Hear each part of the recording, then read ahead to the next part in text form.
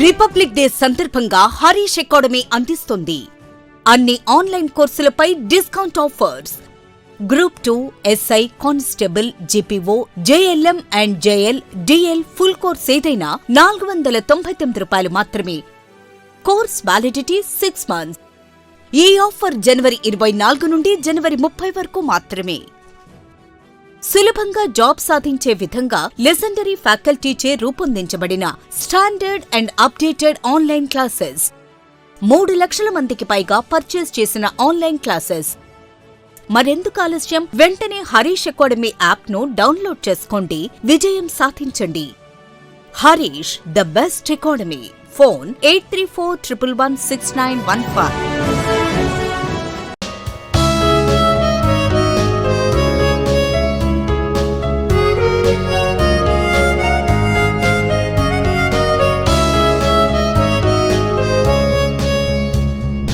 Harish, the best academy. Good evening everyone. Welcome to Harish Academy. Today we will discuss January 28th, 2026 current affairs in detail. ఇక ఇవాళ current affairs discuss చేసే ముందు again ఆస్పిరెంట్స్కి ఇంకొకసారి reminder అండి. మన క్లాస్కి సంబంధించిన ఇన్ఫర్మేషన్ అనేది కంప్లీట్ PDF వాట్సాప్ ఛానల్లో అందుబాటులో ఉంటుంది. మీరు వాట్సాప్ ఛానల్స్కి వెళ్ళి హరీష్ అకాడమీ అని సెర్చ్ చేసినా కూడా మనకి ఆ ఛానల్ వస్తుంది. ఎందుకంటే కొంతమంది ఇంకా కామెంట్ సెక్షన్లో ఈ వాట్సాప్ ఛానల్ లింక్ పైన క్లిక్ చేసినా జాయిన్ అవ్వటం లేదని చెప్పేసి వస్తూ ఉందండి. మీరు మన వాట్సాప్ ఛానల్ కావాలి అంటే మన మొబైల్ ఫోన్లో ఛానల్ పేరు సెర్చ్ చేసినా వస్తుంది. ఇక అలానే మన కరెంట్ అఫైర్స్ క్లాస్కి సంబంధించిన ఇన్ఫర్మేషన్తో పాటు ఆ ఛానల్లో డైలీ క్విజ్, డైలీ 10 క్వశ్చన్స్ ఉంటాయి, తప్పకుండా అటెంప్ట్ చేయండి. అలానే 1 లైనర్స్ కూడా అప్డేట్ చేస్తామండి. మన క్లాస్కి సంబంధించి ఇంకా అడిషనల్ ఇన్ఫర్మేషన్ అంటే 1 లైనర్స్ ఉంటాయి కదా, పలానా స్కీమ్ని పలానా రాష్ట్ర ముఖ్యమంత్రి ఏ రాష్ట్రంలో లాంచ్ చేశాడు, అటువంటి బేసిక్ ఇన్ఫర్మేషన్ అంతా. సో ఇక ఇవాళ కరెంట్ అఫైర్స్ స్టార్ట్ చేద్దామండి. ఇవాళ మన ఫస్ట్ టాపిక్ 9వ జాతీయ కరెక్షనల్ అడ్మినిస్ట్రేటర్ల సదస్సు. 9వ జాతీయ కరెక్షనల్ అడ్మినిస్ట్రేటర్ల సదస్సు, 9th national conference of correctional administrators. ఈ సదస్సు, ఈ కాన్ఫరెన్సు విశాఖపట్నంలో ఇవాళ ప్రారంభమైంది. ఈ కాన్ఫరెన్స్ని union home minister of state, home మంత్రిత్వ శాఖ సహాయ మంత్రి, కేంద్ర మంత్రి బండి సంజయ్ కుమార్ గారు లాంచ్ చేశారు. సో ఇక్కడ మనం ఫస్ట్ తెలుసుకోవాల్సింది, అగైన్ మనం తెలుసుకున్నట్టు ప్రీవియస్ క్లాస్లో చెప్పుకున్నట్టు, ఇటువంటి కాన్ఫరెన్స్లు వార్తల్లో ఉన్నప్పుడు అసలు ఏంటివి ఇవి, ఈ కాన్ఫరెన్స్కి సంబంధించిన ఇన్ఫర్మేషన్ ఏంటి, అసలు ఎప్పుడు స్టార్ట్ అయింది, ఎక్కడ లాంచ్ చేశారు, దీని ముఖ్య ఉద్దేశం ఏంటి, మెయిన్ ఆబ్జెక్టివ్ ఏంటి, అలాంటి బేసిక్ డీటెయిల్స్ తెలుసుకోవాలండి. ఫస్ట్ ఇక్కడ కరెక్షనల్ అడ్మినిస్ట్రేటర్స్ అంటే ఇది జైళ్లకు సంబంధించిన, జైళ్ళ శాఖల అధిపతులకు సంబంధించిన ఒక కాన్ఫరెన్సు. మనకి ఇండియాలో ప్రిజన్స్ ఉన్నాయి కదా, ఆ ప్రిజన్స్, జైళ్ళు, ఆ ప్రిజన్స్కి సంబంధించిన డైరెక్టర్ జనరల్స్, హెడ్స్ ఉంటారు కదా, డైరెక్టర్ జనరల్స్, ఐజీలు, వాళ్ళకు సంబంధించిన సదస్సు. మరి దీని ముఖ్య ఉద్దేశం ఏంటి? ఫస్ట్ ఇండియాలో ప్రిజన్స్ విషయానికి వస్తే జైళ్ళు చాలా సమస్యలు ఎదుర్కొంటూ ఉన్నాయి. ముఖ్యంగా national crimes records bureau, national crimes record bureau 2023లో ఒక రిపోర్ట్ విడుదల చేసింది. ప్రిజన్స్ స్టాటిస్టిక్స్ ఇన్ ఇండియా, భారతదేశంలో జైళ్ళకు సంబంధించిన గణాంకాల పేరిట ఒక రిపోర్ట్ విడుదల చేసింది. ఆ రిపోర్ట్ ప్రకారం ఇండియాలో ప్రిజన్స్, జైళ్ళు ఫేస్ చేస్తూ ఉన్న బిగ్గెస్ట్ ప్రాబ్లం, అతిపెద్ద సమస్య ఏంటి అంటే అండర్ ట్రయల్స్. అండర్ ట్రయల్స్ అంటే ఏంటి? కేసు కంప్లీట్గా విచారణ కాకముందే, పూర్తి కాకముందే ఒక ఖైదీని అరెస్ట్ చేస్తారు, ఒక పర్సన్ని అరెస్ట్ చేస్తారు. అతను జైళ్ళల్లో ఎక్కువ కాలం మగ్గిపోతూ ఉంటారు. అంటే అతని పైన ఉన్న అలిగేషన్స్ ఏవైతే ఉంటాయో, ఆరోపణలు, అవి ఇంకా పూర్తి అయి ఉండవు. సో అండర్ ట్రయల్స్ అంటే ఏంటి? విచారణలో ఉన్న ఖైదీలు, అంటే వాళ్ళ అమాయకులు కూడా అయి ఉండవచ్చు. సో మరి మన ఇండియాలో ఈ NCRB రిపోర్ట్ ప్రకారము 2023లో నియర్లీ 73% అండర్ ట్రయల్సే ఉన్నారు. భారతదేశంలోని జైళ్ళల్లో 73% మంది అండర్ ట్రయల్సే. అలానే వ్యాకెన్సీలు, స్టాఫ్ వ్యాకెన్సీలు, ప్రిజన్స్లలో, జైళ్ళల్లో ఎక్కువగా వేకెన్సీలు ఉంటాయి, ఖాళీలు, అంటే ఆ పోస్టులు ఫిల్ చేయరు. ఇక అలానే ఓవర్ క్రౌడింగ్, మన జైళ్ళల్లో ఎక్కువగా ఓవర్ క్రౌడింగ్ ఉంటుంది. అంటే ఫర్ ఎగ్జాంపుల్ ఒక ప్రిజన్లో 100 మెంబర్సే, 100 ఖైదీలే ఉండాలి అంటే ఈ NCRB రిపోర్ట్ ప్రకారము ఆల్ ఇండియా యావరేజ్ వచ్చేసి సుమారుగా 120, అంటే 100 మంది ఖైదీలు ఉండాల్సింది 120 ఖైదీలు ఉన్నారు. ఇక హయ్యెస్ట్ ఢిల్లీలో అయితే 100 ప్రిజనర్స్ 100 ఖైదీలు ఉండాల్సిన చోట 200 మంది ఉంటున్నారు. మరి అలాంటప్పుడు ఏమవుతుంది? జైళ్ళల్లో క్రైమ్స్ కూడా జరుగుతాయి. వాళ్ళు కొట్టుకోవడము అలాంటివి. సో ఇవన్నీ కూడా ఎగ్జామ్ పాయింట్ ఆఫ్ వ్యూలో తప్పకుండా ఇంపార్టెంట్ అండి. పాలిటీలో మనకి చాలా ఇంపార్టెంట్. సో మనం పాలిటీలో లింకప్ చేసుకోవాల్సింది ఇప్పుడు దీన్ని ఇప్పుడు ఎవరు ఆర్గనైజ్ చేస్తూ ఉన్నారు మనం డిస్కస్ చేసాం. ఎప్పుడు స్టార్ట్ అయింది? జనవరి 28 నుంచి 29 ఎక్కడ? విశాఖపట్నం. ఇక దీన్ని నిర్వహిస్తూ ఉన్నది, ఆర్గనైజ్ చేస్తూ ఉన్నది bureau of police research and development మరియు Andhra Pradesh prisons and correctional services. మరి ఇక్కడ ప్రిజన్స్ అనేది జనరల్గా స్టేట్ సబ్జెక్ట్. మనకి ఇండియన్ కాన్స్టిట్యూషన్లో, భారత రాజ్యాంగంలో షెడ్యూల్ 7 7వ షెడ్యూల్ ఏం చెప్తుంది? 7వ షెడ్యూల్లో union list, state list, concurrent list. Union list అంటే కేంద్ర జాబితా, స్టేట్ లిస్ట్ అంటే రాష్ట్ర జాబితా, కాన్కరెంట్ లిస్ట్ అంటే సంయుక్త జాబితా. మరి యూనియన్ లిస్ట్ని లిస్ట్ 1 అంటారు, స్టేట్ లిస్ట్ని లిస్ట్ 2 అంటారు, కాన్కరెంట్ లిస్ట్ని లిస్ట్ 3 అంటారు. మరి ప్రిజన్స్ అనేవి స్టేట్ లిస్టులో భాగము. స్టేట్ లిస్టులో ఎంట్రీ 4, ఆ నెంబర్ గుర్తుపెట్టుకోండి, ఎంట్రీ 4 4వ ఎంట్రీగా ఉంది. సో మరి ప్రిజన్స్ అనేవి స్టేట్ సబ్జెక్ట్ అంటే ఏంటి? అప్పుడు దాని అర్థము దానికి సంబంధించిన చట్టాలు ఏవైనా యాక్ట్స్ చేయాలి అనుకుంటే అవి రాష్ట్ర ప్రభుత్వాలు చేసుకుంటాయి. మరి సెంట్రల్ గవర్నమెంట్ ఎందుకు ఇన్వాల్వ్ అవుతా ఉంది ఇందులో అంటే, కేంద్ర ప్రభుత్వం కూడా తన వంతు బాధ్యతగా ప్రిజనర్స్ యొక్క లైఫ్స్ని, ఈ యొక్క జైళ్ళల్లో ఉన్న వాళ్ళ ఖైదీల జీవితాలు, వాళ్ళకి సేఫ్టీ ఉండాలి, వాళ్ళ సంక్షేమం కోసం డబ్బులు కూడా రిలీజ్ చేస్తూ ఉంది. ఎవ్రీ ఇయర్ 20 crore రిలీజ్ చేస్తూ ఉంది central government. Every year support to poor prisoners scheme కింద 20 crore రిలీజ్ చేస్తూ ఉంది. ఆ విషయం గుర్తుపెట్టుకోండి. సో ఇది ఇక మరి మనకి ప్రిజన్స్ అంటేనే గుర్తు రావాల్సింది ప్రిజన్ రీఫార్మ్స్కి సంబంధించి, అంటే మనకి జైళ్ళల్లో సంస్కరణలు తీసుకురావాలి అని చెప్పేసి 2 ఇంపార్టెంట్ కమిటీలు ఉన్నాయండి, మనకి చాలా important. Justice A N Mulla committee ఇది చాలా ఇంపార్టెంట్ అండి. ఇది 1980లో ఏర్పాటు చేయడం జరిగింది. రిపోర్ట్ 1983లో ఇచ్చింది. సో ఏఎన్ ముల్లా కమిటీ 1983 అని గుర్తుపెట్టుకోండి. పాలిటీలో మనకి చాలా ఇంపార్టెంట్ కమిటీలు. ఇక ఏఎన్ ముల్లా కమిటీ ఏమని చెప్పింది అంటే, ఏ విధంగా అయితే ఆల్ ఇండియా సర్వీసులు ఐఏఎస్ ఐపీఎస్ అలా ఉన్నాయో, ఈ జైళ్ళ సర్వీసెస్ సంబంధించి కూడా ఒక సర్వీస్ తీసుకురండి. దాని పేరు వచ్చేసి Indian prisons and correctional services ఒకటి తీసుకొని రావాలి అని చెప్పింది. అలానే జస్టిస్ అమితవ రాయ్ కమిటీ అనేది కూడా ఒకటి ఉందండి. జస్టిస్ అమితవ రాయ్ కమిటీ కూడా ప్రిజన్ రీఫార్మ్స్, జైళ్ళ సంస్కరణల కోసం ఏర్పాటు చేసిన కమిటీ. ఆ కమిటీల పేర్లు తప్పకుండా గుర్తుపెట్టుకోండి. ఇందాక మనం చెప్పినట్టు ఇది డేటా అండి. ఎన్సీఆర్బి 2023 రిపోర్ట్ ఏదైతే మనము తెలుగులో చెప్పామో అది ఇంగ్లీష్లో ఉందండి. స్క్రీన్ షాట్ తీసుకునే వాళ్ళు తీసుకొని చదువుకోవచ్చు. సో ఇక్కడ మీరు ఈ ఇన్ఫర్మేషన్ గురించి తెలుగు మీడియం అభ్యర్థులు అయితే ఆందోళన చెందాల్సిన అవసరం లేదండి. ఏదైతే నేను నీట్గా ఇక్కడ ఉన్నదంతా తెలుగులో చెప్పడం జరుగుతూ ఉంది కాబట్టి, సో మనకి ఎలాగో తెలుగు పీడిఎఫ్ మన ఛానల్లో ఉంటుంది. సో దయచేసి అర్థం చేసుకోగలరని చెప్పేసి భావిస్తూ ఉన్నా. ఇక next one, state current affairs విషయానికి వస్తే 2026 ఇయర్ని వ్యవసాయ సంవత్సరంగా ప్రకటించిన మధ్యప్రదేశ్ గవర్నమెంట్. 2026 ఇయర్ని మధ్యప్రదేశ్ గవర్నమెంట్ అగ్రికల్చరల్ ఇయర్గా ప్రకటించింది. అగ్రికల్చరల్ ఇయర్గా అంటే ఏంటి? ఈ సంవత్సరంలో 2026లో మేము అగ్రికల్చర్కి ఎక్కువగా బడ్జెట్ కేటాయించబోతా ఉన్నాము, నిధులు కేటాయించబోతా ఉన్నామని చెప్పేసి ఇది డైరెక్ట్గా ఫ్యాక్ట్ ఓరియంటెడ్ అండి. మరి మధ్యప్రదేశ్ గవర్నర్ విషయానికి వస్తే మంగూభాయ్ పటేల్ మొన్న 77th రిపబ్లిక్ డే ఏదైతే సెలబ్రేట్ చేసుకున్నామో అట్ హోమ్ కార్యక్రమం జరుగుతుంది. జనరల్గా రిపబ్లిక్ డే జరిగిన తర్వాత ఆ రోజు ఈవినింగ్ అట్ హోమ్ కార్యక్రమం ఉంటుంది. ప్రెసిడెంట్ అయినా వివిధ రాష్ట్రాల గవర్నర్లు అట్ హోమ్ అని చెప్పేసి ఒక కార్యక్రమాన్ని నిర్వహిస్తారు. ఆ అట్ హోమ్ ప్రోగ్రాంలో భాగంగా అపోజిషన్ పార్టీల లీడర్లు, గవర్నమెంట్ ప్రతినిధులు అందరూ కూడా అటెండ్ అవుతూ ఉంటారు. అంటే ఒక తేనీటి విందు లాంటిది, టీ పార్టీ టైపు. సో ఇక మధ్యప్రదేశ్ చీఫ్ మినిస్టర్ విషయానికి వస్తే మోహన్ యాదవ్. సో మరి ఇప్పుడు దీనివల్ల అగ్రికల్చర్ సెక్టార్కి ఎక్కువగా ప్రయారిటీ ఇవ్వబోతూ ఉన్నారు. ఇటువంటివి చాలా ఇంపార్టెంట్ అండి. మళ్ళీ ఇటీవల ఈ అగ్రికల్చర్కి ఇంకా కొన్ని స్టేట్స్ ఎక్కువగా ప్రాముఖ్యత ఇస్తూ ఉన్నాయి. ముఖ్యంగా మనం ఒక టాపిక్ డిస్కస్ చేసుకున్నాం last year. Maharashtra every year August 7th sustainable agricultural డేగా ప్రకటించింది. మహారాష్ట్ర ప్రభుత్వం పోయిన సంవత్సరం ఒక డిక్లేర్ చేసింది, ఇక నుంచి ప్రతి సంవత్సరం August 7th సుస్థిర వ్యవసాయ దినోత్సవంగా సెలబ్రేట్ చేసుకుంటామని చెప్పేసి చెప్పింది. ఎందుకు? August 7th అనేది ఎంఎస్ స్వామినాథన్ గారి బర్త్డే. మనకి ఫాదర్ ఆఫ్ గ్రీన్ రెవల్యూషన్, హరిత విప్లవ పితామహుడు ఎంఎస్ స్వామినాథన్ గారి బర్త్డే, అందుకు సెలబ్రేట్ చేసుకుంటున్నారు మహారాష్ట్ర. సో ఇట్లా లింకప్ చేసుకుంటే సరిపోతుందండి. నెక్స్ట్ వన్, విద్యార్థినులకు గర్భాశయ క్యాన్సర్ నిరోధక వ్యాక్సిన్లు తమిళనాడులో కొత్త పథకం ప్రారంభం. తమిళనాడు గవర్నమెంట్ తమిళనాడు స్కూళ్ళల్లో, ముఖ్యంగా గవర్నమెంట్ స్కూల్స్, ఎయిడెడ్ స్కూల్స్లలో చదువుతా ఉన్న గర్ల్స్ స్టూడెంట్స్, బాలికలు ఎవరైతే ఉంటారో విద్యార్థినులు, వాళ్ళకి గర్భాశయ క్యాన్సర్ అంటే సర్వికల్ క్యాన్సర్ అంటారు.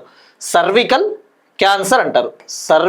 క్యాన్సర్ మరి సర్వికల్ క్యాన్సర్ రాకుండా ఉండడానికి వ్యాక్సిన్స్ ఇవ్వాలి అని చెప్పేసి హెచ్పివి వ్యాక్సినేషన్ ప్రోగ్రామ్ని లాంచ్ చేసింది. సో ఇక్కడ మనం తెలుసుకోవాల్సింది ఫస్ట్ ఒక డిసీజ్ వార్తల్లో ఉన్నప్పుడు ఇక్కడ సింపుల్గా ఇప్పుడు తమిళనాడు లాంచ్ చేసిన స్కీమ్ ఏం చెప్తుంది, ఫస్ట్ ఈ డిసీజ్ గురించి కొద్దిగా తెలుసుకోవాలి.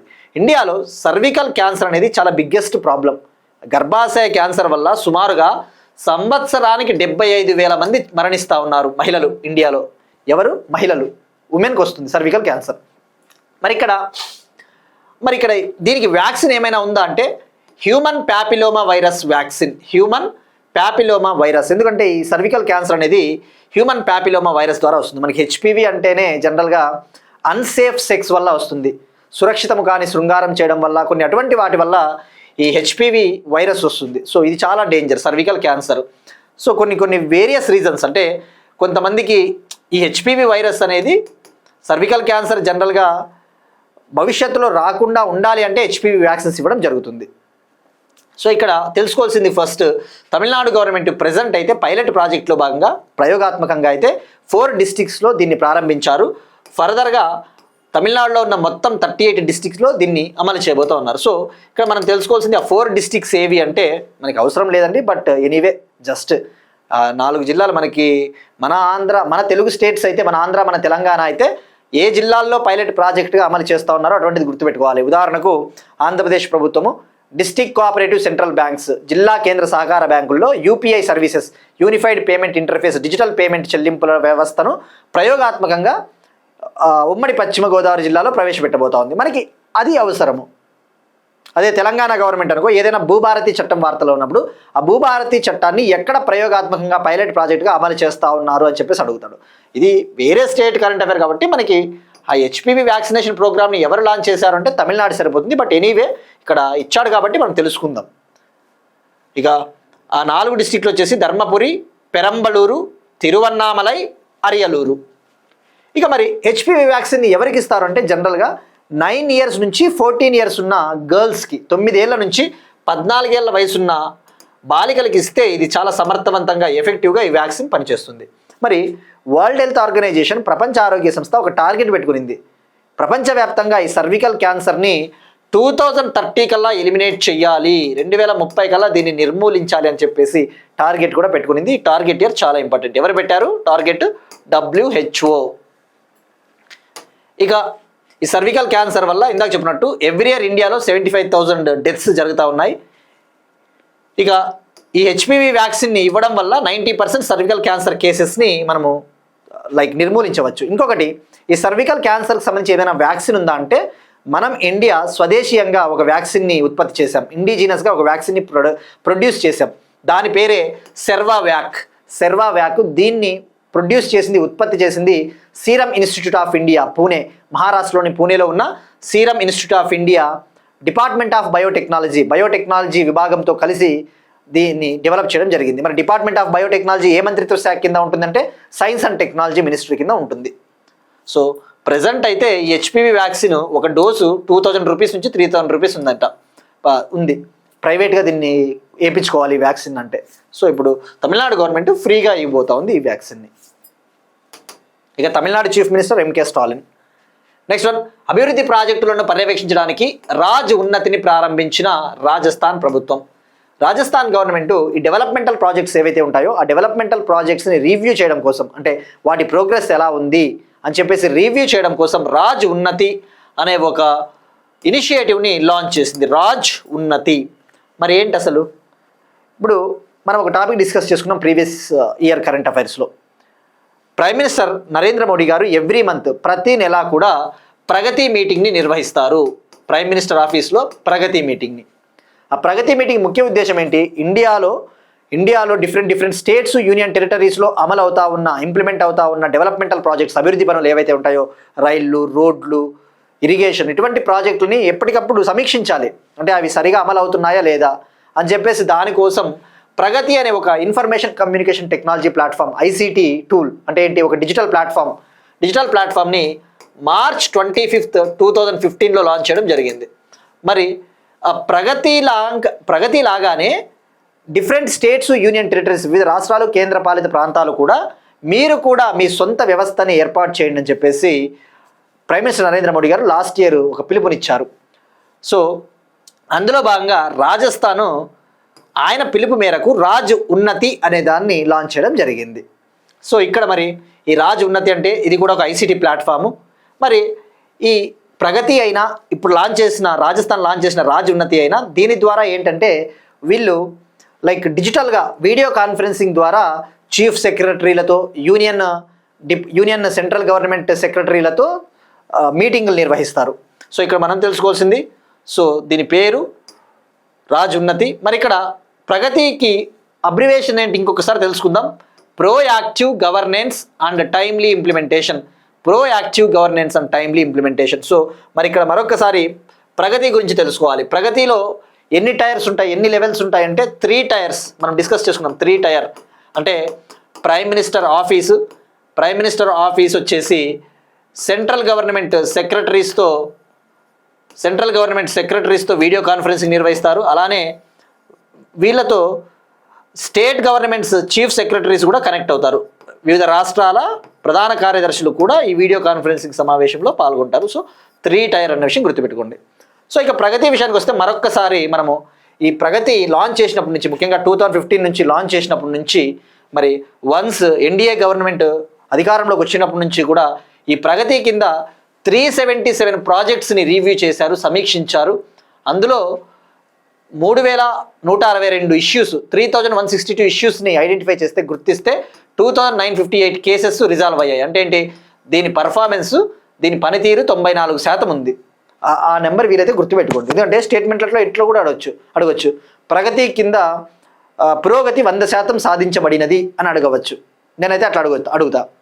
So be careful. సో 100% ఇంకా రాదు కూడా. ఎప్పుడు కూడా ఏ ప్రభుత్వమైనా ఏదైనా ఒక ఇనిషియేటివ్ లాంచ్ చేస్తే తప్పకుండా ఎక్కడో ఒక చోట లోపాలు ఉంటాయి, అంత ఈజీ కాదు. సో మరి ఈ ప్రగతి అనేది లాంచ్ చేసినప్పటి నుంచి సుమారుగా 85 lakh crore ప్రాజెక్ట్స్, 85 లక్షల కోట్లకు పైగా విలువైన ప్రాజెక్టులని సమీక్షించడం జరిగింది ప్రగతి. అదే ఆంధ్రప్రదేశ్ అయితే ఆర్టీజీఎస్ కదా, రియల్ టైమ్ గవర్నెన్స్ సిస్టమ్ ద్వారా వీళ్ళు ఎప్పటికప్పుడు పనులని సమీక్షిస్తూ ఉంటారు. Next one, Jal Sanrakshit Haryana project. World bank Jal Sanrakshit Haryana project కోసం 5700 crore కేటాయించింది. వరల్డ్ బ్యాంక్, ప్రపంచ బ్యాంకు హర్యానాలో ఈ యొక్క కెనాల్ సెక్టార్, ఇరిగేషన్ సెక్టార్ అంటే కాలువలు, ఈ కెనాల్స్ సెక్టార్ని డెవలప్ చేయాలి అని చెప్పేసి జల్ సంరక్షిత్ హర్యానా ప్రాజెక్ట్ని లాంచ్ చేసింది హర్యానా. దానికి ఇప్పుడు వరల్డ్ బ్యాంకు 5700 crore కేటాయించింది. సో మనకి ఎగ్జామ్ పాయింట్ ఆఫ్ వ్యూలో ఎవరిచ్చారు, ఎంత లోన్ ఇచ్చారు, ఏ ప్రాజెక్ట్ కోసం. సో మరి వరల్డ్ బ్యాంక్ మనకి ఆల్రెడీ తెలుసుకున్నాం. వరల్డ్ బ్యాంక్లో 189 మెంబర్ కంట్రీస్ ఉంటాయి, 189 దేశాలు. దీని head quarters Washington DC, America. దీనికి ప్రస్తుతం ప్రెసిడెంట్గా ఇండో అమెరికన్ అజయ్ బంగా ఉన్నారు, రైట్. మరి మనం తెలుసుకోవాల్సింది మెయిన్గా ఇప్పుడు ఈ ఫండ్స్ని ఎలా యూజ్ చేయబోతున్నారు, ఎప్పటి నుంచి ఎప్పటి వరకు యూజ్ చేయబోతున్నారంటే నెక్స్ట్ 5 yearsలో, అంటే ఈ 2026 నుంచి 2032 వరకు ఫండ్స్ రిలీజ్ కాబోతా ఉన్నాయి ఈ యొక్క పథకం కింద. సో మరి హర్యానా చీఫ్ మినిస్టర్ వచ్చేసి నయాబ్ సింగ్ సైని. నెక్స్ట్ వన్, నాగాలాండ్లో తొలి డ్రోన్ స్కూల్ ప్రారంభం. నాగాలాండ్ స్టేట్లో ఫస్ట్ డ్రోన్ స్కూల్ని ఏర్పాటు చేశారు. సో ఇక్కడ మరి నాగాలాండ్లో మొదటి డ్రోన్ స్కూల్. సో ఇటువంటివి ఎందుకు ఏర్పాటు చేస్తూ ఉంటారు డ్రోన్ స్కూల్స్? మనం ఇప్పుడు చూస్తూ ఉన్నాం, ఆల్రెడీ డ్రోన్స్ని అన్ని సెక్టార్స్లలో యూజ్ చేస్తూ ఉన్నారు. అగ్రికల్చర్ సెక్టార్ కావచ్చు, pharmaceutical sector, security, disaster management, డ్రోన్స్ని వ్యవసాయ రంగము, సెక్యూరిటీ భద్రతా రంగము, విపత్తు నిర్వహణ, మరి అలానే ఫార్మాస్యూటికల్ మెడిసిన్స్, వైద్య రంగంలో అన్ని చోట్ల డ్రోన్స్ వస్తూ ఉన్నాయి. సో ఇప్పుడు ఈ యొక్క డ్రోన్ స్కూల్ని నాగాలాండ్లో ఏర్పాటు చేయడం ద్వారా నాగాలాండ్లో ఉన్న యువతకి ఈ డ్రోన్ టెక్నాలజీస్కి సంబంధించి ట్రైనింగ్ ఇవ్వబోతా ఉన్నారు, శిక్షణ ఇవ్వబోతున్నారు. దీనికి సంబంధించి ఒక సెంటర్ ఆఫ్ ఎక్సలెన్స్ని కూడా కోహిమాలో, నాగాలాండ్ క్యాపిటల్ కోహిమాలో ఏర్పాటు చేశారు. So Nagaland GIS and remote sensing centre వద్ద దీన్ని ఏర్పాటు చేశారు. జిఐఎస్ అంటే ఇక్కడ geographical information system. Geographical information system అంటే ఏంటండి?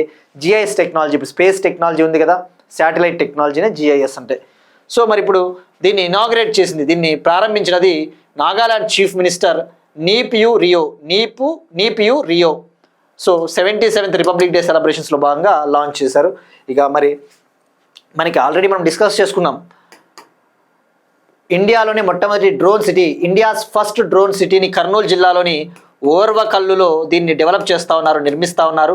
చెన్నై, తమిళనాడులోని చెన్నైకు చెందిన గరుడ ఏరోస్పేస్ కంపెనీ సహకారంతో ఓర్వకల్లులో డెవలప్ చేస్తూ ఉన్నారు.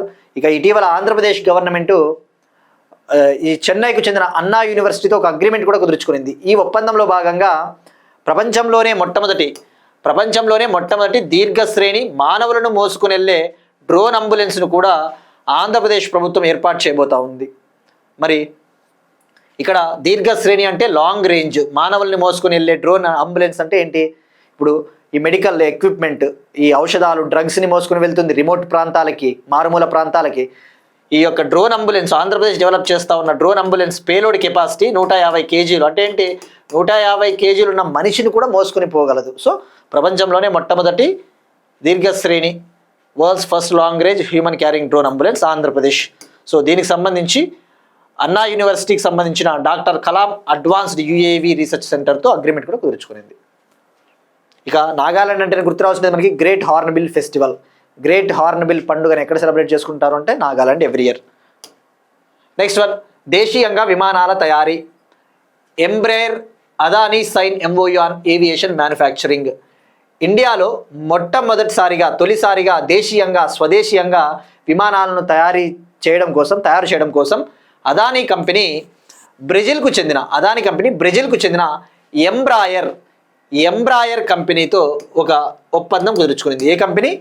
ఎంబ్రాయర్ కంపెనీ. ఇక్కడ మరి ఫస్ట్ మనం తెలుసుకోవాల్సింది ఎయిర్ క్రాఫ్ట్స్ జనరల్గా మన ఇండియాలో స్వదేశీయంగానే డెవలప్ చేయరు.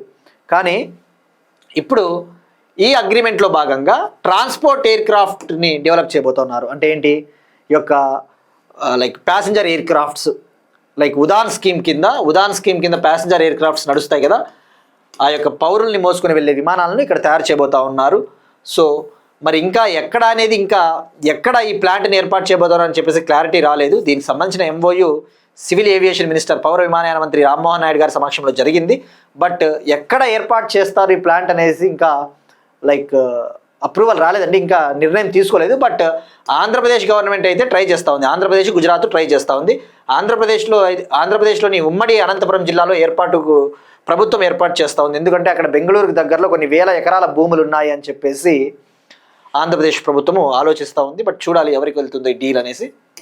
సో ఎంబ్రాయర్ అదాని. మరి ఎంబ్రాయర్ కంపెనీ అనేది బ్రెజిల్కు చెందిన ఒక ఏవియేషన్ మ్యానుఫ్యాక్చరింగ్ కంపెనీ, విమానాలు తయారు చేసే ఒక కంపెనీ. సో అదాని మీరు చూస్తే అదాని పోర్ట్స్ సెక్టార్, పోర్టుల విభాగంలో ఆల్రెడీ ముందుంది. రెన్యూవబుల్ ఎనర్జీ, ఇండియాలో ఈ యొక్క సోలార్ ఎనర్జీ, విండ్ ఎనర్జీ ఇటువంటి రంగాల్లో అత్యధికంగా పెట్టుబడులు పెడతా ఉన్నది కూడా అదానినే. ఇప్పుడు airport sector, everything. Next one, India European union మధ్య కుదిరిన స్వేచ్ఛా వాణిజ్య ఒప్పందం. ఇండియా యూరోపియన్ యూనియన్ మధ్య ఒక ఫ్రీ ట్రేడ్ అగ్రిమెంట్ ఫైనలైజ్ అయ్యింది. అంటే ఇక తుది దశకు వచ్చింది. సో మనం డిస్కస్ చేస్తున్నాం కదా, 77th రిపబ్లిక్ డే సెలబ్రేషన్స్లో భాగంగా European commission president Mrs Ursula von der Leyen, మహిళ ఉర్సులా వాండర్ లియన్, అలానే European council president Mr Antonio Costa, అతను వచ్చాడని చెప్పేసి తెలుసుకున్నాం. సో ఈ సందర్భంగా ఇండియాకి యూకి ఒక ఫ్రీ ట్రేడ్ అగ్రిమెంట్ కుదిరింది.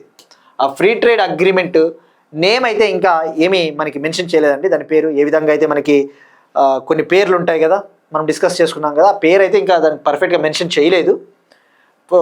ప్రస్తుతానికి అయితే మనం తెలుసుకోవాల్సింది, ఇండియాకి యూఈకి మధ్య కుదిరిన ఈ ఒప్పందము ఇండియాస్ లార్జెస్ట్ FTA అని చెప్పవచ్చు, భారతదేశపు అతిపెద్ద స్వేచ్ఛా వాణిజ్య ఒప్పందం అని చెప్పవచ్చు. మరి ఆల్రెడీ ఉర్సులా వాండర్ లియన్ అయితే ఏమని చెప్పింది, ఈ అగ్రిమెంట్ని mother of all trade deals, అంటే ఇప్పటి వరకు ప్రపంచంలో ఉన్న అన్ని వాణిజ్య ఒప్పందాలకు ఇది తల్లి లాంటిది అని చెప్పింది. సో ఈ స్టేట్మెంట్ ఎవరు ఇచ్చారు అంటాడు ఎగ్జామ్లో తప్పకుండా. సో మరైతే ఇప్పుడు డీల్ కుదిరింది, కానీ ఈ డీల్ అనేది ఇంకా అమల్లోకి రావడానికి టైం పడుతుంది. మేబీ 2026లోనే అమల్లోకి తీసుకురావాలని చెప్పేసి ప్లాన్ చేస్తూ ఉన్నారు. బట్ అయితే ఈ డీల్ని యూరోపియన్ పార్లమెంటు ఆమోదించాల్సిన అవసరం ఉంటుంది. యూరోపియన్ పార్లమెంటు అప్రూవల్ ఇవ్వాల్సిన అవసరం ఉంటుంది. సో ఇక యూరోపియన్ యూనియన్ విషయానికి వస్తే యూరోపియన్ యూనియన్లో 27 కంట్రీస్ ఉంటాయని చెప్పేసి మనం తెలుసుకున్నాం. 27 కంట్రీస్. దీని హెడ్ క్వార్టర్స్ బ్రస్సెల్స్, బెల్జియంలోని బ్రస్సెల్స్ అని చెప్పేసి కూడా మనం మెనీ టైమ్స్ తెలుసుకున్నాం, రైట్? సో మరి ఇక్కడ మనం తెలుసుకోవాల్సింది, ఎప్పుడైనా మనము అనలిటికల్ పాయింట్ ఆఫ్ వ్యూలో ఆలోచించాలి. ఈ ట్రేడ్ డీల్ వల్ల ఇండియాకి యూరోపియన్ యూనియన్కి ఏం లాభము? ఫస్ట్ ఇండియాకి బెనిఫిట్స్ తీసుకుందాం. భారతదేశానికి ఏ విధంగా లబ్ధి అంటే, ఇండియా యూరోపియన్ యూనియన్ కంట్రీస్ 27 దేశాలకి ఏవైతే ఎగుమతులు చేస్తుందో అటువంటి భారతదేశ ఎగుమతుల పైన, అటువంటి ఇండియన్ ఎక్స్పోర్ట్స్ పైన సుంకాలు విధించరు. మరి ఎన్ని గూడ్స్ పైన అంటే 99.5% ఆఫ్ ఇండియన్ ఎక్స్పోర్ట్స్ పైన టారిఫ్స్ని విధించరు. అంటే ఏంటి? భారతదేశం ఒక 100 వస్తువులు పంపిస్తూ ఉంది అనుకుందాం, వస్తువులు కావచ్చు, సేవలు. అందులో 99.5% పైన సుంకాలు విధించరు, అంటే ట్యాక్సెస్ వేయరు. అలానే యూరోపియన్ యూనియన్ నుంచి వచ్చే గూడ్స్, సర్వీసెస్, వస్తువులు, సేవలు ఏవైతే ఉంటాయో అవి ఇండియాలోకి వస్తాయి కదా, ఆ ఇండియాలోకి వచ్చే వాటిపైన 97.5% పైన ఈ సుంకాలు విధించారు. అంటే ఏంటి? యూరోపియన్ యూనియన్ నుంచి ఇండియాలోకి వచ్చే ఇంపోర్ట్స్ ఏవైతే ఉంటాయో అటువంటి ఇంపోర్ట్స్లో 97.5 ఇంపోర్ట్స్ పైన టారిఫ్స్ విధించారు. ఈ విషయం గుర్తుపెట్టుకోండి. సో ఇది చాలా ఇంపార్టెంట్. మరి ఇండియాకి యూరోపియన్ యూనియన్కి ట్రేడ్ అనేది ప్రపంచ వాణిజ్యంలో 1/3, గ్లోబల్ ట్రేడ్లో 1/3 ఇండియాకి యూరోపియన్ యూనియన్ మధ్య జరుగుతూ ఉంది. సో ఇక మీరు అబ్జర్వ్ చేస్తే మరి అయితే అన్ని రంగాల్ని ఈ స్వేచ్ఛా వాణిజ్య ఒప్పందం కింద తీసుకురారు. ఉదాహరణకు మన డైరీ సెక్టార్ ఉంది. మన డైరీ సెక్టార్ని కూడా ఇందులోకి తీసుకొని వస్తే మన డైరీ రైతులు నష్టపోతారు. ఇప్పుడు యూరోపియన్ యూనియన్ కంట్రీస్కి చెందిన డైరీ ప్రోడక్ట్లు, చాక్లెట్లు, ఇష్టానుసారం డైరీ ప్రోడక్ట్లు, పాలు, ఇటువంటి భారతదేశంలోకి సుంకాలు లేకుండా వస్తే మన రైతులు నష్టపోతారు. సెన్సిటివ్ సెక్టార్స్, చాలా కీలకమైన రంగాలు, సున్నితమైన రంగాలు. సో అటువంటి రంగాల్ని ఇప్పుడు ఎక్స్క్లూడ్ చేశారు, మినహాయించారు. అగ్రికల్చర్, డైరీ సెక్టార్స్కి మాత్రము వాటిపైన టారిఫ్స్ వేస్తారు యూరోపియన్ యూనియన్కి సంబంధించినవి. ఇక అలానే యూరోపియన్ యూనియన్ కూడా భారతదేశం నుంచి ఎక్స్పోర్ట్ అయ్యే beef, sugar, rice, chicken, meat, milk powder, honey, banana, soft wheat, garlic, ethanol, ఇటువంటి వాటిపైన ట్యాక్స్లు వేస్తుంది యూరోపియన్ యూనియన్. సో అది గుర్తుపెట్టుకోండి. ఇక ఈ ఇమేజెస్ బాగున్నాయండి. ఆల్ ఇండియా డిడి న్యూస్లో బాగా ఇచ్చాడు. సో ఇక్కడ మీరు చూస్తే ఏవి లాభపడతాయి అంటే, ముఖ్యంగా మహారాష్ట్ర నుంచి టెక్స్టైల్ ఎక్స్పోర్ట్స్, గుజరాత్ నుంచి టెక్స్టైల్ ఎక్స్పోర్ట్స్, ఉత్తరప్రదేశ్ నుంచి లెదర్ ఫుట్వేరు అంటే చెప్పులు అటువంటివి, రాజస్థాన్ నుంచి జెమ్స్, జ్యువెలరీ అంటే ఏంటి, గోల్డ్ ఇటువంటివి, డైమండ్స్ ఇటువంటివి, అస్సాం నుంచి దిబ్రూగర్ జోర్హత్ టీ, వెస్ట్ బెంగాల్ నుంచి డార్జిలింగ్ టీ, ఆంధ్రప్రదేశ్ నుంచి ముఖ్యంగా వైజాగ్, కాకినాడ నుంచి ష్రింపు, సీ ఫుడ్ అంటే ఏంటి, రొయ్యలు అటువంటివి, తెలంగాణ నుంచి హైదరాబాద్, వరంగల్ నుంచి టెక్స్టైల్స్, దుస్తులు, అలానే ఫార్మాస్యూటికల్ ఎగుమతులు, హైదరాబాద్ నుంచి ఫార్మా ఎగుమతులు, మెడికల్ డివైజెస్, ఈ వైద్య పరికరాలు బాగా లాభం పొందబోతూ ఉన్నాయి. సో ఇమేజ్లు జస్ట్ అవసరం లేదండి, బట్ అట్రాక్టివ్గా ఉన్నాయి. You can read it. ఇక తమిళనాడు నుంచి కూడా అప్పరల్ ఎక్స్పోర్ట్స్, దుస్తులు, లెదరు, ఫుట్వేరు, చెప్పులు, కేరళ నుంచి కూడా చేపలు, ట్యూనా చేపలు, రొయ్యలు ఎక్కువగా లాభపడబోతూ ఉన్నాయి ఎగుమతులు. Next one, India energy week 2026. India energy week 2026 celebrations గోవాలో లాంచ్ అయ్యాయండి, గోవాలో ప్రారంభించారు. దీన్ని ప్రైమ్ మినిస్టర్ నరేంద్ర మోడీ గారు వీడియో కాన్ఫరెన్సింగ్ ద్వారా లాంచ్ చేశారు. సో ఫస్ట్ ఇక్కడ తెలుసుకోవాల్సింది, ఇండియా ఎనర్జీ వీక్ అంటే ఏంటి. మన ఇంధన రంగాన్ని అభివృద్ధి చేయడం కోసం ఎవ్రీ ఇయర్ ఇండియా ఎనర్జీ వీక్ని నిర్వహిస్తారు. అంటే ఏంటి, వారోత్సవాలు మనం డిస్కస్ చేస్తున్నాం కదా, నేషనల్ రోడ్ సేఫ్టీ వీక్ అలాగా. అంటే ఒక వారం రోజుల పాటు ఈ ఇంధన రంగం పైన చర్చలు, ఈ ఫ్యూయల్ సెక్టారు, ఎనర్జీ సెక్టార్కి సంబంధించి డిస్కషన్స్ అటువంటివి జరుగుతాయి. సో ఇక్కడ మనకి ఫస్ట్ ఈ యొక్క సమావేశం ఎక్కడ స్టార్ట్ అయిందంటే గోవాలో ప్రారంభమైంది. గోవాలోని ONGC ATI వద్ద. మన గోవాను గుర్తుపెట్టుకోండి. ఇక్కడ 1 వీక్ అన్నాడు, కానీ ఈ యొక్క సమావేశం అయితే 27 జనవరి నుంచి 30 జనవరి వరకే జరగబోతోంది. అంటే 4 డేసే.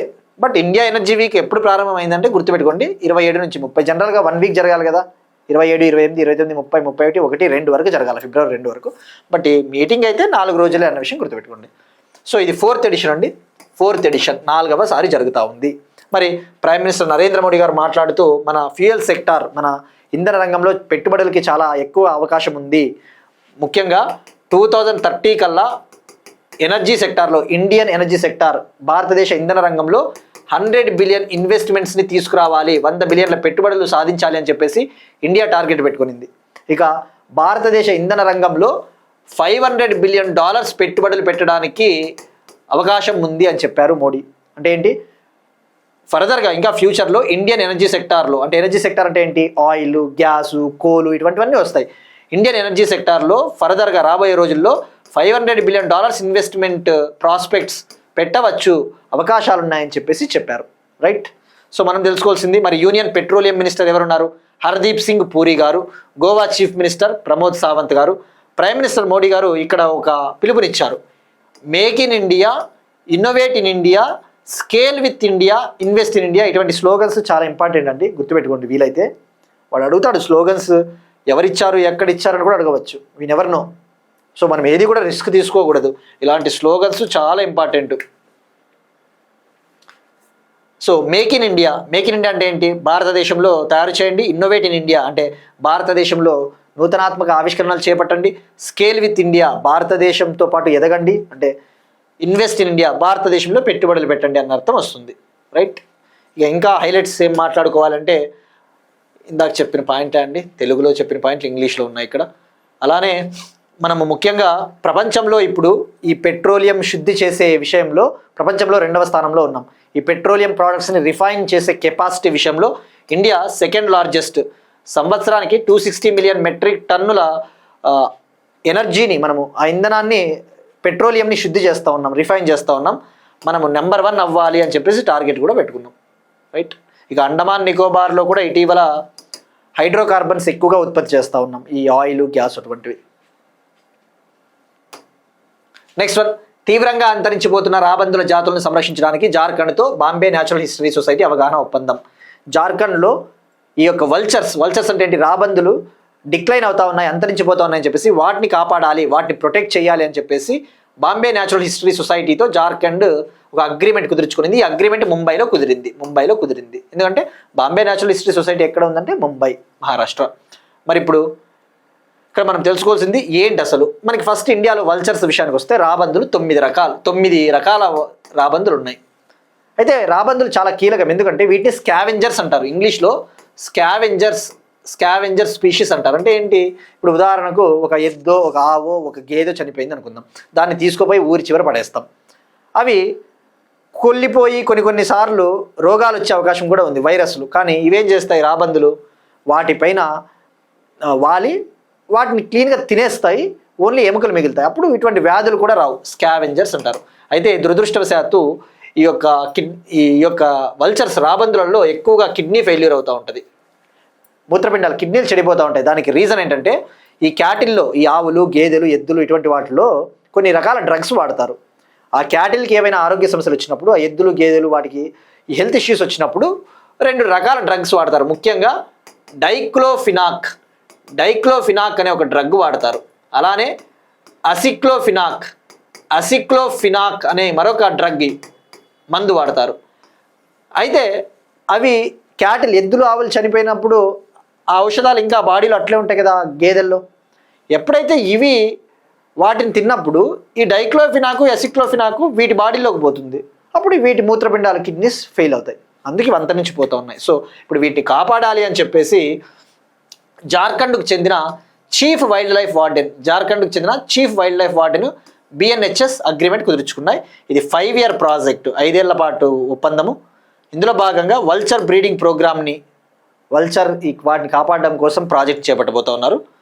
సో ఇది అండి. ఇక మనం ఏం తెలుసుకోవాల్సింది ఏంటంటే, ఈ వల్చర్స్ అనేవి ఈవెన్ జైనిజంలో కూడా చాలా కీలకం. సేమ్ ఎవరైనా మరణిస్తే ఇవి చాలా హెల్ప్ అవుతాయి. ఇక ఇండియాలో 9 types ఆఫ్ వల్చర్స్ ఉంటాయని చెప్పేసి తెలుసుకున్నాం కదండి. అందులో 4 క్రిటికల్లీ ఎండేంజర్డ్ స్పీషీస్, అంటే ఏంటి, 4 తీవ్రంగా అంతరించిపోతా ఉన్న జాబితాలో ఉన్నాయి. IUCN జాబితా క్రిటికల్లీ ఎండేంజర్డ్. 9 స్పీషీస్లో 4 క్రిటికల్లీ ఎండేంజర్డ్ అనే విషయం చూడండి. ఆల్రెడీ వల్చర్స్ గురించి మనం డీటెయిల్డ్గా 2-3 times డిస్కస్ చేసుకున్నామండి ప్రీవియస్ ఇయర్లో. సో నెక్స్ట్ వన్, ఫ్రాన్స్లో 15 ఏళ్లలోపు పిల్లలకు సోషల్ మీడియా నిషేధం. ఫ్రాన్స్ గవర్నమెంటు అండర్ 15 ఇయర్స్ చిల్డ్రన్కి 15 ఏళ్ళలోపు పిల్లలకు social media like Facebook, Twitter ఇటువంటి వాటిని బ్యాన్ చేయాలి అని చెప్పేసి ఒక నిర్ణయం తీసుకునింది. దీనికి సంబంధించి ఒక బిల్లుని తీసుకొని వచ్చింది. ఆ బిల్లు ఫ్రాన్స్లోని దిగువ సభలో పాస్ అయింది, ఫ్రాన్స్లోని లోయర్ హౌస్లో పాస్ అయింది. బట్ ఇప్పుడు ఫర్దర్గా సెనెట్, అప్పర్ హౌస్, ఎగువ సభ దాన్ని ఆమోదం తెలపాల్సి ఉంటుంది. సో ఇక్కడ ఈ కాంటెక్స్లో మనం తెలుసుకోవాల్సింది ఆల్రెడీ మనం ప్రీవియస్ ఇయర్ టాపిక్లో డిస్కస్ చేసుకున్నాం. ప్రపంచంలో మొట్టమొదటిసారిగా 16 ఏళ్లలోపు పిల్లలకు సోషల్ మీడియాను బ్యాన్ చేసిన దేశం ఏది అంటే ఆస్ట్రేలియా. వరల్డ్లో ఫస్ట్ టైం ఒక కంట్రీ 16 ఇయర్ లోపు చిల్డ్రన్కి సోషల్ మీడియాని బ్యాన్ చేసింది. ఆ కంట్రీ ఏది అంటే ఆస్ట్రేలియా. ఈవెన్ ఇటీవల ఆంధ్రప్రదేశ్ గవర్నమెంట్ కూడా ప్రకటించింది, ఆలోచన చేస్తూ ఉన్నాం మేము కూడా 16 ఏళ్ల లోపు పిల్లలకి లైక్ బ్యాన్ చేయాలి సోషల్ మీడియా అని చెప్పేసి. సో ఇప్పుడు ఫ్రాన్స్, సో ఇక్కడ మనం తెలుసుకోవాల్సింది జస్ట్ సింపుల్గా సోషల్ మీడియా ఎఫెక్ట్స్ అంతే కదా. సోషల్ మీడియా ఎక్కువగా అడిక్ట్ అవ్వడం వల్ల సూసైడల్ టెండెన్సీస్ కూడా వస్తాయి, ఆత్మహత్య ఆలోచనలు కూడా వస్తాయి. ఈ గేమ్స్ ఆడుతూ ఉంటారు కదా, PUBG, free fire something, addict అయినప్పుడు ఏమవుతుంది, ఓడిపోయినప్పుడు కావచ్చు, బెట్టింగ్స్ కావచ్చు, many things, many negative effects, చాలా దుష్ప్రభావాలు ఉంటాయి పిల్లలపైన. సో ఇక ఫ్రాన్స్ ప్రెసిడెంట్ విషయానికి వస్తే ఇమ్మాన్యుయల్ మెక్రాన్, ఇక ఫ్రాన్స్ ప్రైమ్ మినిస్టర్ విషయానికి వస్తే సెబాస్టియన్ లెకోర్ను. ఇక ఫ్రాన్స్ కరెన్సీ విషయానికి వస్తే యూరో అంటే ఏంటి, ఫ్రాన్స్ యూరో జోన్లో భాగము. ఇక మరి ఫ్రాన్స్ క్యాపిటల్ ప్యారిస్, యునెస్కోకి కూడా హెడ్ క్వార్టర్స్ ప్యారిసే కదా. Next one, Wiley research heroes అవార్డును అందుకున్న తొలి భారతీయుడు doctor Chandrakant Lahariya award. Wiley research heroes అనే ఒక అవార్డుని అందుకున్నాడు, ఇండియన్కి వచ్చింది. సో ఆ అవార్డును అందుకున్న ఫస్ట్ ఇండియన్. సో ఇక్కడ మనం తెలుసుకోవాల్సింది ఇలాంటి అవార్డ్స్ వార్తల్లో ఉన్నప్పుడు అండి డీటెయిల్గా తెలుసుకోవాలి. అంటే ఏంటి, అవార్డుని ఎవరిస్తారు, ఎందుకు ఇస్తారు, ఎవరికి ఇస్తారు, ఈ సంవత్సరం ఎంతమందికి ఇచ్చారు, క్యాష్ ప్రైజ్ ఎంత అంటే నగదు బహుమతి ఎంత, అటువంటివి తెలుసుకోవాలి. ఎందుకంటే అగైన్ ఒకసారి మీరు చూస్తే మళ్ళీ Odisha public service commission paper పెట్టడం జరిగిందండి. ఒడిషా పబ్లిక్ సర్వీస్ కమిషన్లో గతంలో ఒక క్వశ్చన్ అడిగాడు, Goldman environmental prize, Goldman పర్యావరణ బహుమతి 2024కి సంబంధించి 4 స్టేట్మెంట్లు ఇచ్చాడు. అంటే ఆ 4 స్టేట్మెంట్లలో ఏమున్నాయి, ఆ ప్రైజ్ని ఎవరు ఏర్పాటు చేశారు, అవార్డుని ఎవరు ఏర్పాటు చేశారు, అవార్డుని ఎందుకు ఇస్తారు, ఆ అవార్డు 2024లో ఇండియా నుంచి ఎవరికి వచ్చింది, ఈ అవార్డులో క్యాష్ ప్రైజ్ ఎంత అని చెప్పేసి 4 స్టేట్మెంట్లు ఇచ్చాడండి. సో ఇట్లా కూడా అడగొచ్చు, ఏ విధంగా అడగొచ్చు. వాడి క్వశ్చన్ పేపర్ సెట్టర్ అతని మైండ్ సెట్ పైన ఆధారపడి ఉంటుంది. Goldman environmental prize 2025 winner ఎవరని డైరెక్ట్గా అడగొచ్చు, లేదంటే స్టేట్మెంట్లు అనేవి ఇవ్వచ్చు. జనరల్గా అవార్డులు అంటే మనకి United Nations environment programme, UNEP champion of the earth award, ఏదైనా నోబెల్ అవార్డ్స్, ఇటువంటివి అయితే స్టేట్మెంట్స్ జనరల్గా వస్తాయిలే, స్టేట్మెంట్స్లలో ఇస్తారు అనుకుంటాం, చెప్పలేం. అంటే ఇది ఒడిషా అయితే అయిండొచ్చు, కానీ రేపొద్దున మన తెలుగు రాష్ట్రాలు కూడా ఇలానే ఫ్రేమ్ చేయొచ్చు, సెంట్రల్ గవర్నమెంట్ ఎగ్జామ్స్ కూడా ఇలానే ఫ్రేమ్ చేయొచ్చు. పులిని చూసి నక్క వాత పెట్టుకున్నట్టు ఎవరన్నా క్వశ్చన్ పేపర్ సెట్టర్ అలా కూడా ఫ్రేమ్ చేయొచ్చు, వీ నెవర్ నో కదా అండి. సో ఎందుకంటే క్వశ్చన్ పేపర్ సెట్ చేసేటప్పుడు వివిధ రాష్ట్రాలకు సంబంధించిన ప్రొఫెసర్స్ ఇన్వాల్వ్ అవుతూ ఉంటారు, అందులో భాగస్వామ్యం పంచుకుంటూ ఉంటారు. So be careful. సో ఇక ఈ వైలీ రీసెర్చ్ హీరోస్ అవార్డు విషయానికి వస్తే ఇతను ఇండియన్, అతని పేరేంటి, డాక్టర్ చంద్రకాంత్ లహరియా. ఇతను వరల్డ్ హెల్త్ ఆర్గనైజేషన్లో మాజీ స్టాఫ్ మెంబరు, మాజీ సభ్యుడు పనిచేశాడు. ఇతనికి ఇంపాక్ట్ బియాండ్ అకాడమియా కేటగిరీలో, ఇంపాక్ట్ బియాండ్ అకాడమియా అంటే ఈ అకాడమిక్స్ కాలేజీలు, ఈ పరిశోధన శాలలకు మించి ఇతను ప్రభావితం చేశాడు అని వస్తుంది. It doesn't matter, impact beyond academia, it doesn't matter, just remember his name, that awards name, right. So ఓవరాల్గా ఈ ఇయర్ 2025 ఇయర్కి గాను 5 గ్లోబల్ విన్నర్స్ని ప్రకటించారు. 5 మందిని ప్రకటిస్తే అందులో ఒక ఇండియన్ ఉన్నారు. సో మరి క్యాష్ ప్రైజ్ వచ్చేసి $2,000. సో మరి ఎవరిస్తారు అంటే అమెరికాలోని వైలీ ఫౌండేషన్, రైట్. మరి 5 గ్లోబల్ విన్నర్స్, 5 అంతర్జాతీయ విజేతలు, ఒకరు ఇండియన్, మరో 4 వచ్చేసి ఆస్ట్రేలియా, కెనడా, నైజీరియా, పోర్చుగల్ చెందిన వ్యక్తులండి. వాళ్ళ పేర్లు అవసరం లేదు మనకి. నోబెల్ ప్రైజెస్ అలాంటివైతే అదర్స్ నేమ్స్ కూడా తెలుసుకోవాలి. ఇక్కడ టూ మచ్గా పోయినా కూడా మనకి like that results into negative. So ఇక్కడ సందర్భం వచ్చింది కాబట్టి మరి గోల్డ్ మ్యాన్ ఎన్విరాన్మెంటల్ ప్రైజ్ 2024 వార్తల్లో ఉంది కాబట్టి మనం గోల్డ్ మ్యాన్ ఎన్విరాన్మెంట్ ప్రైజ్ 2025 గురించి డిస్కస్ చేసుకుందామండి. అగైన్ అండి, నేను చెప్తున్నా ఇక్కడ మనం కరెంట్ అఫైర్స్ చెప్పేటప్పుడు ఎలా ఉంటుంది అంటే, ఇప్పుడు ఒక క్వశ్చన్ పేపర్ నేను చూసిన, ఈ క్వశ్చన్ పేపర్లో గోల్డ్ మ్యాన్ ఎన్విరాన్మెంటల్ ప్రైజ్ అని ఉంది. సో నేను ఇమ్మీడియట్గా ఏం చేస్తానంటే మరి year Goldman environmental prize వార్తల్లో ఉందా, ఎందుకంటే మనకి న్యూస్ పేపర్స్లో అన్ని కవర్ కావండి. ఇప్పుడు ఈనాడు చదివినా, సాక్షి చదివినా, హిందూ చదివినా అన్ని పేపర్లలో ఇలాంటి అన్ని అవార్డులు కవర్ చేస్తారని గ్యారంటీ లేదు. డిఫరెంట్ కంట్రీస్లో డిఫరెంట్ అవార్డ్స్ ఇస్తూ ఉంటారు. సో మనం అలాంటప్పుడు అవార్డు ఇలా ఏదైనా న్యూస్ పేపర్ ఇలాంటి క్వశ్చన్ పేపర్స్ చూసినప్పుడు ఆ అవార్డు వచ్చింది కదా, మరి ఈ లాస్ట్ ఇయర్ ఎవరికైనా వచ్చిందో అట్లాంటి మనం ఒకసారి రీసెర్చ్ చేయాలా, రివిజన్ చేసినట్టు కూడా ఉంటుంది. సో డెఫినెట్లీ మన కరెంట్ అఫైర్స్ క్లాస్లో ఎలా ఉంటుందంటే అండి, మెనీ థింగ్స్ ఇప్పుడు హోలిస్టిక్గా ఇప్పుడు మీరు లింకప్ చేసుకునే దాన్ని బట్టి ఉంటుంది, డాట్స్ని ఏ విధంగా మీరు కనెక్ట్ చేసుకుంటా ఉన్నారు అని చెప్పేసి. సో ఎలా ఉంటుందంటే ఉదాహరణకు అంటే like my way of styling అండి, మై వే ఆఫ్ స్టైల్ నా యొక్క విధానం ఎలా ఉంటుందంటే జనరల్గా ఎందుకు చెప్తున్నానంటే డాట్స్ కనెక్షన్.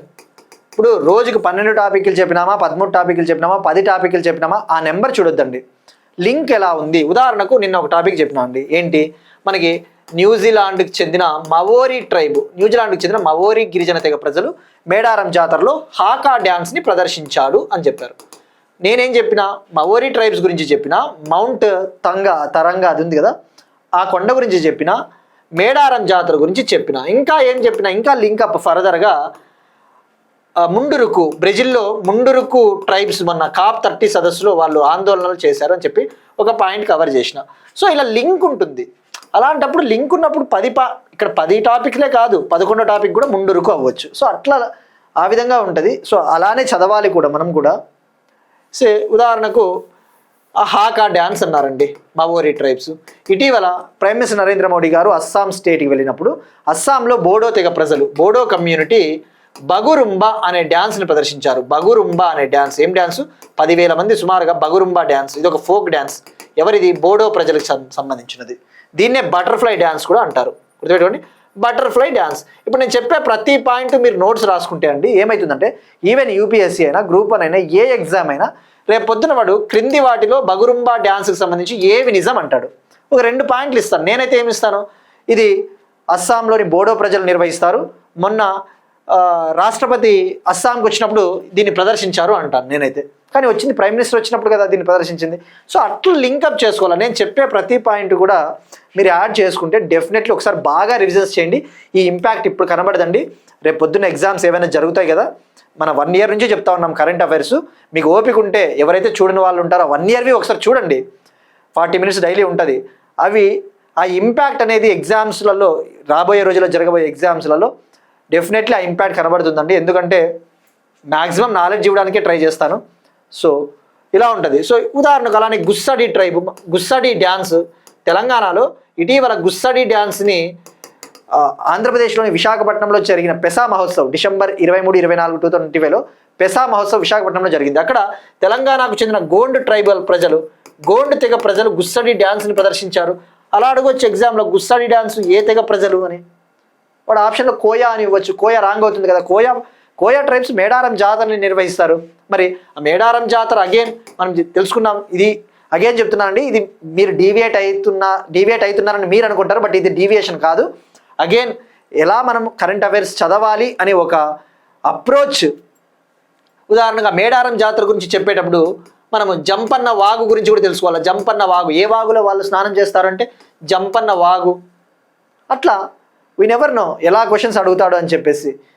నాలెడ్జ్ ఎవడైతే ఎక్కువగా ఉందంగో, నాలెడ్జ్ ఎక్కువగా ఉన్న ఎగ్జామ్ క్వశ్చన్ పేపర్ నాలెడ్జ్ ఎక్కువగా ఉన్న పర్సన్ కనుక క్వశ్చన్ పేపర్ సెట్ చేసేకపోతే మాత్రం మనకి చుక్కలు కనబడతాయండి.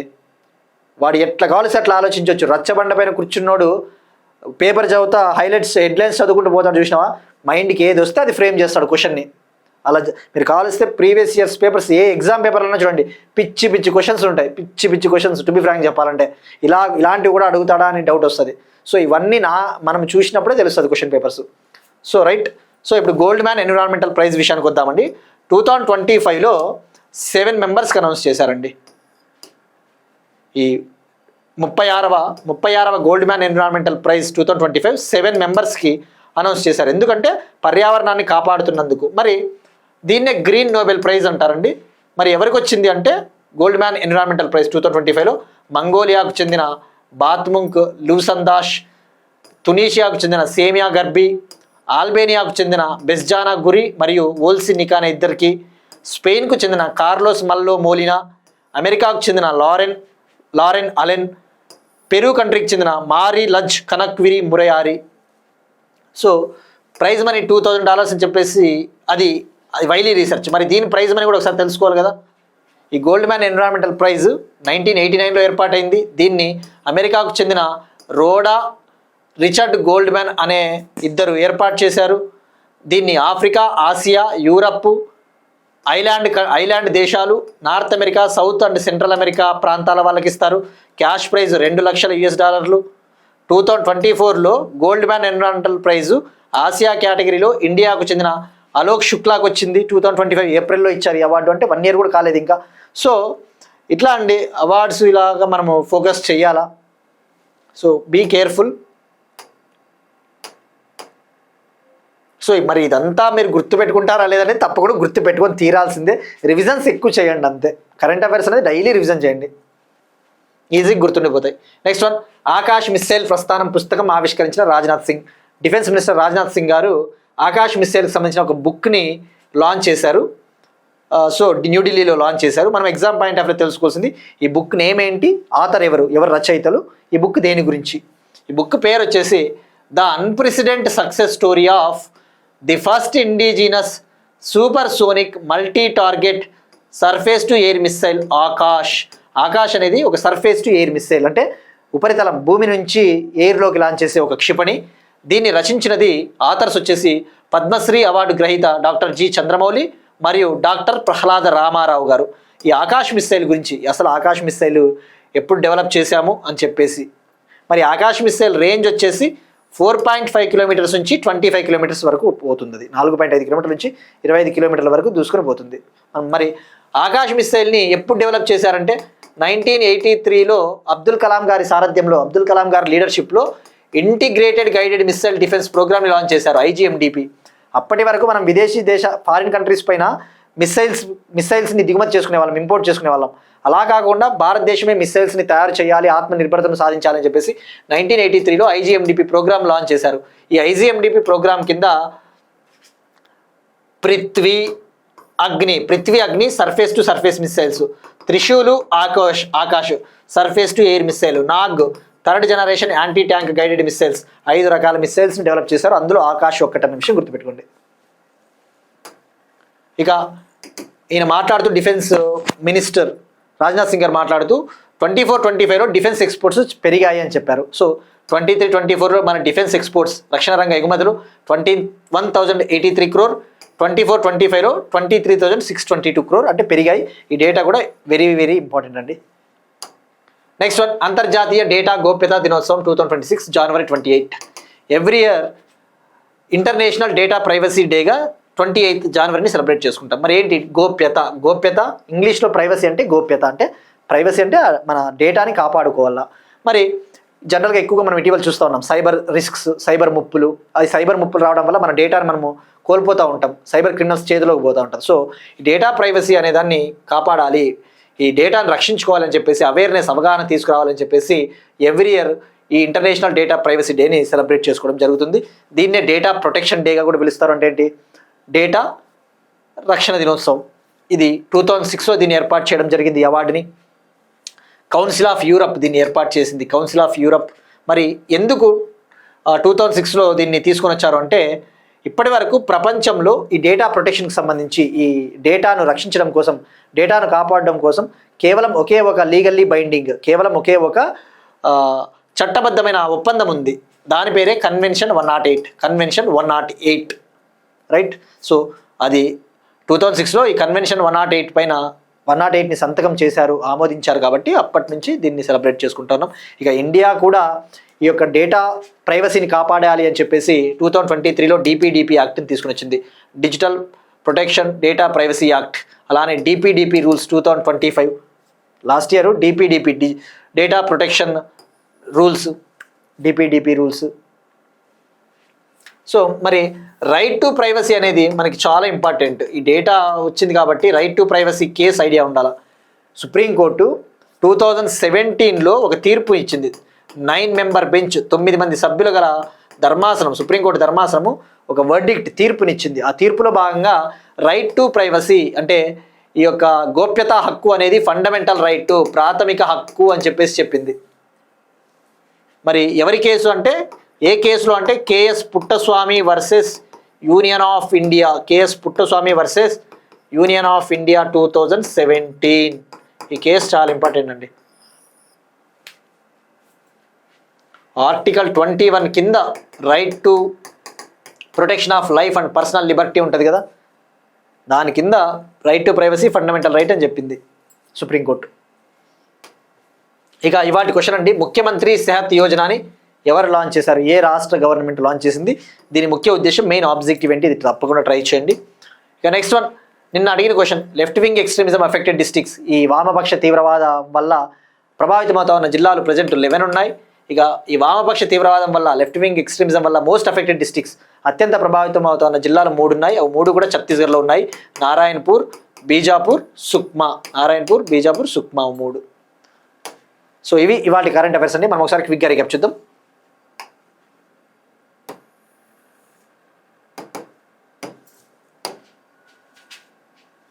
నైన్త్ జాతీయ కరెక్షనల్ అడ్మినిస్ట్రేటర్ సదస్సు విశాఖపట్నం. 2026 ఇయర్ని వ్యవసాయ సంవత్సరంగా ప్రకటించిన Madhya Pradesh. HPV vaccination program Tamil Nadu. Raj ఉన్నతిని ప్రారంభించిన రాజస్థాన్. జల్ సంరక్షిత్ హర్యానా ప్రాజెక్ట్ హర్యానా. నాగాలాండ్లో తొలి డ్రోన్ స్కూల్ ప్రారంభం. దేశీయంగా విమానాల తయారీ. India European union free trade agreement.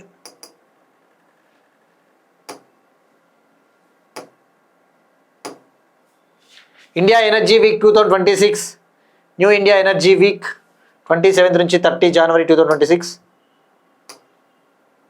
తీవ్రంగా అంతరించిపోతున్న రాబందుల జాతులను సంరక్షించడానికి జార్ఖండ్తో బిఎన్హెచ్ఎస్ అవగాహన ఒప్పందం. 15 ఏళ్లలోపు పిల్లలకు సోషల్ మీడియా నిషేధం France. Wiley research heroes award. ఇక్కడ మీరు చూస్తే అండి, గోల్డ్ మ్యాన్ ఎన్విరాన్మెంటల్ ప్రైజ్ 4 స్టేట్మెంట్లు ఇచ్చాడు. దీన్ని ఎప్పుడు ఏర్పాటు చేశారు, ఈ ప్రైజ్ ఎందుకు ఇస్తారు, ఇండియా నుంచి 2024లో ఎవరికి ఇచ్చారని అడిగాడు, ప్రైజ్ మనీ ఇచ్చాడు. అంటే ఇండియా నుంచి మెన్షన్ చేశాడు. అదర్ కంట్రీస్వి గుర్తుపెట్టుకోవాలా లేదా అనేది అది డిపెండ్స్ అపాన్ అవర్ మన రివిజన్స్ పైన ఆధారపడి ఉంటుంది. బట్ మేజర్గా అయితే ఇండియా నుంచి ఎవరైనా ఉంటే ఇండియా నుంచి అడగడానికి స్కోప్ ఉంటుందండి. కొన్నిసార్లు ఎప్పుడైనా ఇంకొకటి, ఆస్పిరెంట్స్ ఎక్కువగా ఫీల్ అవ్వాల్సిన అవసరం కూడా ఉండదండి. మనం అన్నీ చదవలేదు కదా అని. మనకి ఒక 100లో ఒక 90 పాయింట్లు చదువుకున్నాం అనుకోండి, 95 పాయింట్లు, ఆ 5 చదవలేదని బాధపడాల్సిన అవసరం లేదు. ఇట్లా మల్టిపుల్ స్టేట్మెంట్లు ఇచ్చినప్పుడే ఈజీ, వీటిని ఎలిమినేట్ చేయవచ్చు, అంతే కదా. ఇప్పుడు నేను ఏమంటానంటే, ఇప్పుడు ఎట్లా ఎలిమినేట్ చేయొచ్చు అంటే, ఫర్ ఎగ్జాంపుల్ 2024లో ఈ గోల్డ్ మ్యాన్ ఎన్విరాన్మెంటల్ ప్రైజ్ ఇండియాకి చెందిన సురేష్ అనే వ్యక్తికి వచ్చింది అని అనుకుందాం. సురేష్ అని మనకు గుర్తుంటుంది. అప్పుడు ప్రఫుల్ల సమంతర అనే అతను రాంగ్ అవుతాడు కదా. సో మనకు ఒక్క పాయింట్ గుర్తున్న ఆ 3ని ఈజీగా ఎలిమినేట్ చేయొచ్చు. అంటే అప్పుడు బి అనేది అవ్వదు. అట్లా ఒక 2-3 పాయింట్లు గుర్తున్నా ఎలిమినేట్ చేయొచ్చు, తొలగించవచ్చు. కానీ 2 స్టేట్మెంట్లు ఇచ్చినప్పుడే కష్టం అండి. సో ఎప్పుడు కూడా ఆస్పిరెంట్స్ మనం అన్నీ చదవలేదే అనేది ఎప్పుడు అనుకోవద్దండి. కరెంట్ అఫైర్స్కి స్కై ఈజ్ ద లిమిట్, ఆకాశమే హద్దు. ఎన్ని పాయింట్లు చదివినా వస్తూనే ఉంటాయి. ఒక పాయింట్ పట్టుకొని ఎంత దూరమన్నా పోవచ్చు. సో బట్ మ్యాక్సిమం మనం ఎఫర్ట్స్ పెట్టాలి అంతే. మనం చెప్పిన క్లాస్ కావచ్చు, మన పేపర్కి కూడా తప్పకుండా చదవాలండి. ఈనాడు, వీలైతే హిందూ పేపర్లో headlines, what is what highlights తెలుసుకోవాలా. ఎందుకంటే ఆ హెడ్లైన్స్ చదివినా కూడా మనకి మార్కులు వస్తాయి. ఆకాశ్ మిస్సైల్ ప్రస్థానం పుస్తకం, అంతర్జాతీయ డేటా గోప్యతా దినోత్సవం January 28. That's it. These are today's current affairs. We'll meet you again tomorrow and thank you everyone.